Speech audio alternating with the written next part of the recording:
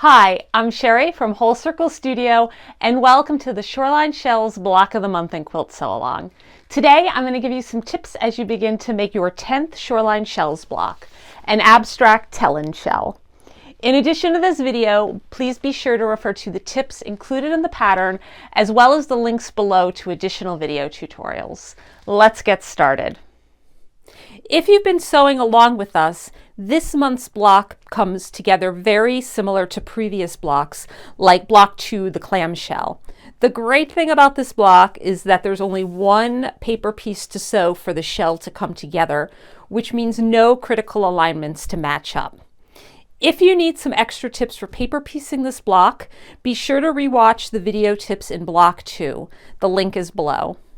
One other thing to point out this month, if you're making the circle block with the optional sea glass center, you don't need to print paper pages 9 and 10.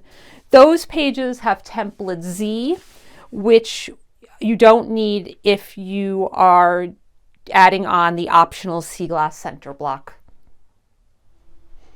I can't wait to see your block come together. Thanks again for being here and sewing along with us. I'll be back next month with even more tips. In the meantime, if you have any questions or comments or something you'd like to share, please let me know. Also, be sure to share your progress on Instagram using the Shoreline Shells hashtags found on the pattern so we can all check out what you're working on. You can also email me photos. My email address can be found in the pattern. I love to see what you're making. See you next month and happy sewing.